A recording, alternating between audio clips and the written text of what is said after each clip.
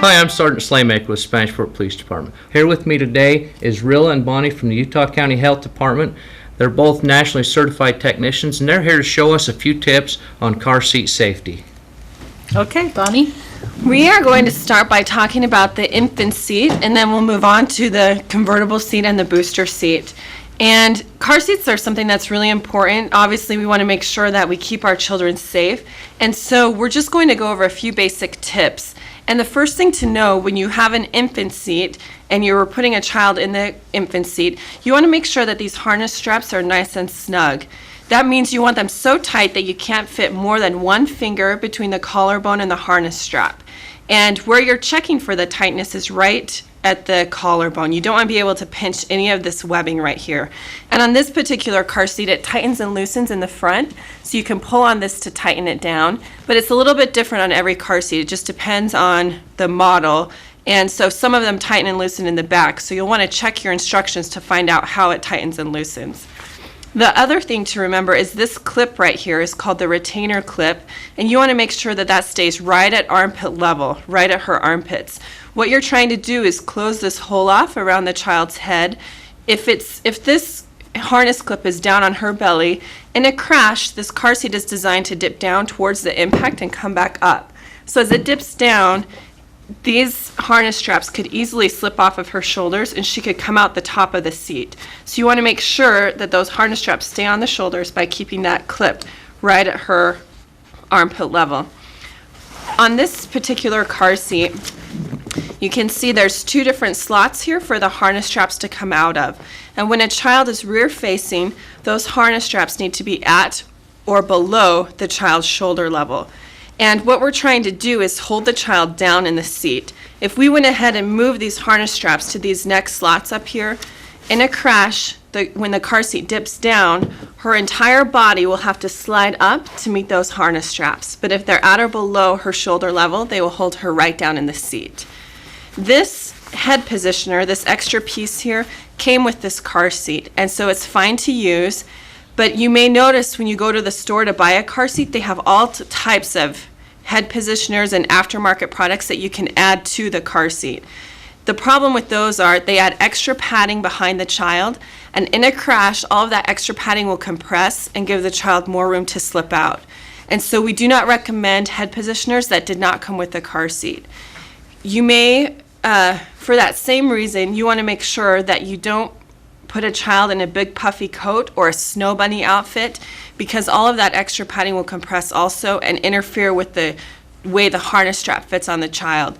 So what we recommend is to keep the child in a thin sweater and then tighten it down, tighten the harness strap down, and don't loosen for clothing or extra padding or whatever. And if you're worried about keeping your child warm, you can pile blankets on top of the child, but don't put anything between the harness straps and the child. Another rule of thumb for an infant car seat is the carrying handle. You want to make sure that it stays in the down position.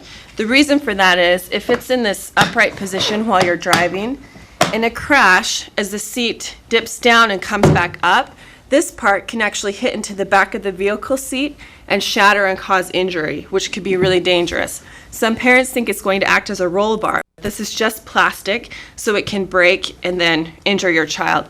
So when you're driving, you want to make sure to keep that carrying handle in the down position. One last thing about infant seats, you want to make sure that when the car seat's installed, that the child is on a 45-degree angle. And where you're looking at is right here where the child's laying. Oftentimes we see car seats that are installed too upright, and the problem is the child's head can come forward and cut off the airway. So especially for newborn babies, you want to make sure that that car seat is reclined. This is the base on the infant seat. For a small infant, brand new baby, this is how you extend it so that the angle will be clear to this point. So the angle will be at a 45-degree angle when you put it in like that. This is the mechanism that changes right there.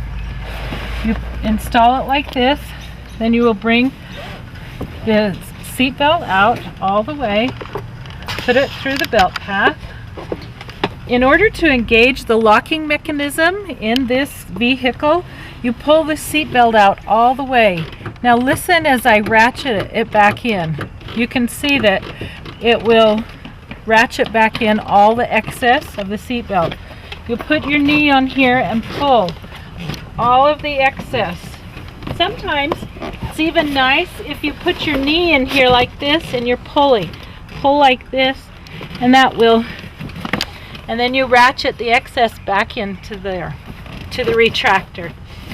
It's not to move more than 1 inch sideways or forward and backward.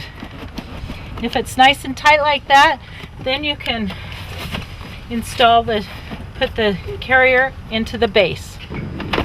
We have our baby correctly installed into the infant seat. Now we're going to install this, and it just pops in there and clicks. And then this handle, remember, needs to go in the down position.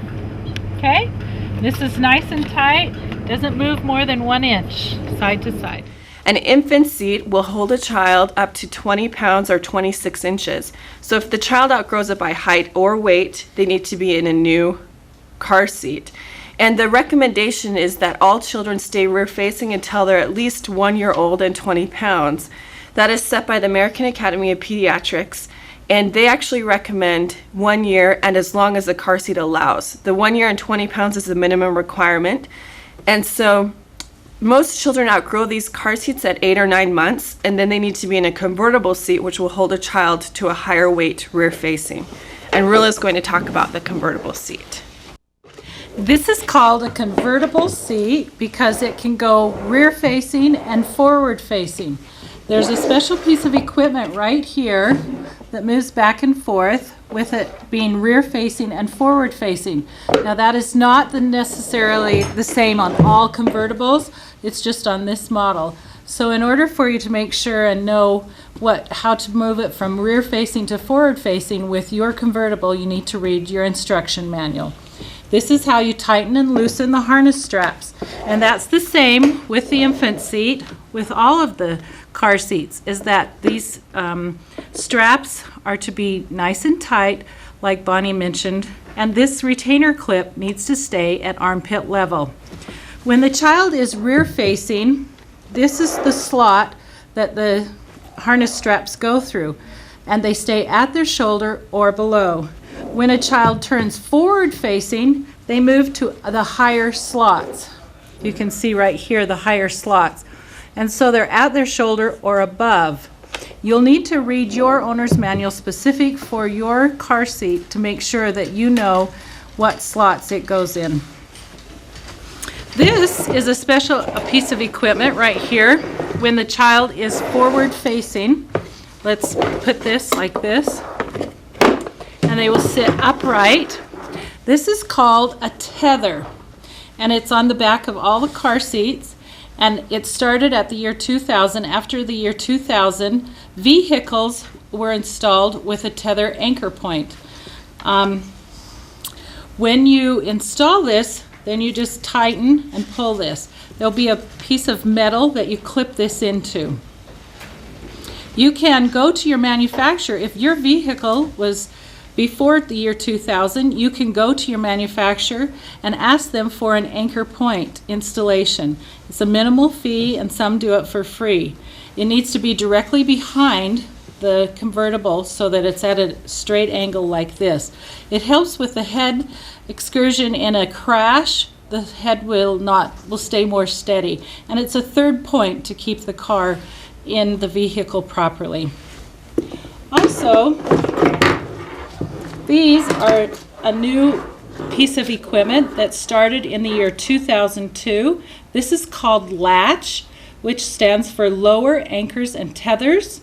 And at the bottom of the seat, there are two small pieces of metal that you click these into. Now, these cannot be reinstalled in a vehicle. It's just vehicles that were manufactured after 2002. You can use this latch system rather than the belt path, the seatbelt system. You do not use both. You use one or the other.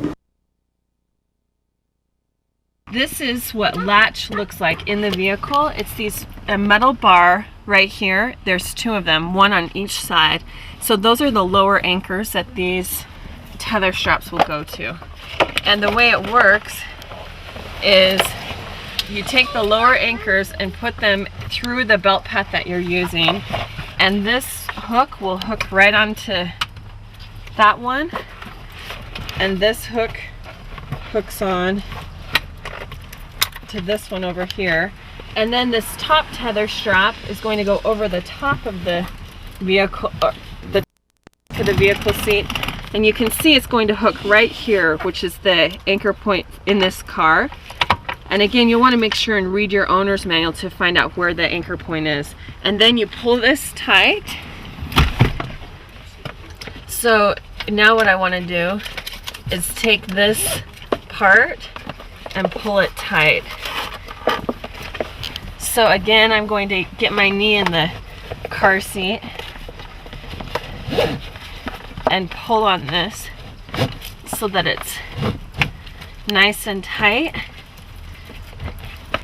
Just as if I were installing it with the seatbelt, I want it so tight that it doesn't move more than 1 inch from side to side or towards the front of the car. Okay, we're going to buckle her in here. The harness just comes around there and buckles right in. And you'll remember this retainer clip needs to stay right at her armpits. And you can see how nice and snug that is. I can't pinch any of that webbing, and there's no more than 1 finger width right at her collarbone. If you'll notice here, it tells about the different places. Here's a belt path and a belt path for rear facing and forward facing, and you can look on the side of your convertible seat and it will tell you what path you are to use. Okay, we're going to install this convertible seat rear facing, and you'll notice right here on the seatbelt, this seatbelt actually locks not by pulling it all the way out, but if it's parallel and I pull on it, it's got a cinching mechanism that will lock. So when I install this car seat, I'm going to feed this seatbelt right through this rear facing belt path.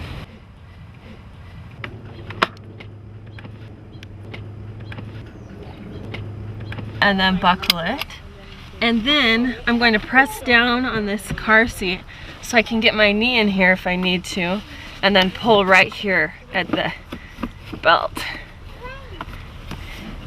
And then again, where I'm checking it for tightness is right where that seatbelt goes through.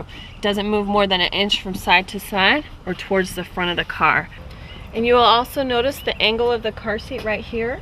It's not too upright, so the child would sit comfortably in here, and that's exactly how you want it. The weights for a convertible are, when it's rear facing, is 5 to 30 pounds, and when it's forward facing, it's 20 to 40 pounds. And when they're 40 pounds, we're going to put them in a booster seat. So Bonnie's going to tell us about some booster seats. We are going to talk about booster seats now, and I have Zach here who's showing how tall you need to be before you can be in just a regular seat belt. The recommendation is that all kids ride in a booster seat until they're 4'9", which this is how tall 4'9" is. And Zach is actually a 10-year-old, and he is just barely ready to be in just a regular lap and shoulder belt. So you can see that's how tall a child needs to be before they can be in just a seat belt. Let's talk about these booster seats. You'll notice I have two different booster seats here. This one is a backless booster, so it doesn't have a back on it. And then this one is called a high back booster. And the weights are different. With the backless booster, this starts out at 40 pounds and will hold a child up to 80 pounds. And then with this high back booster, this starts out at 30 pounds and will hold a child up to 100 pounds. And all a booster seat is designed to do is lift the child up so that the lap and shoulder belt fit correctly. If we were installing this in the vehicle, we would just set this right on the vehicle seat, and the lap belt would come right across here and the shoulder belt would come across here. And this attachment, this plastic attachment, is actually to keep that shoulder belt off of the neck area. And the way it works, it just hooks right onto the seat belt, and then you can shorten this to bring that shoulder belt out of the neck area, because you want the seat belt to fit low across the hips and then right across the shoulder. Now on this high back booster, the lap belt would come right across here and buckle there, and then the shoulder belt would come right across here and go through here. And what that does is it helps keep it off of the shoulder as well, as the shoulder belt fits through there. Keep in mind, a regular seatbelt is designed to fit an adult, a man who's 5'10" and 160 pounds. So if you have a 5, 6, 7-year-old who weighs 45 or 50 pounds, that seatbelt is not going to fit correctly. It will ride too high on the stomach and cut into the neck, which could be really dangerous.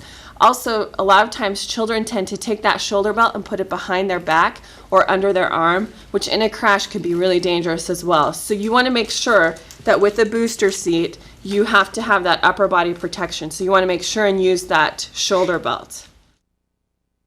Okay, we've got Zach here in our backless booster, and you'll notice we've got this headrest moved clear up so it's directly behind his head.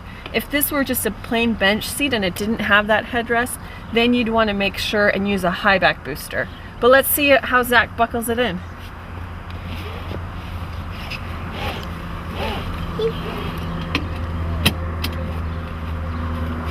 It's so easy, he can do it himself.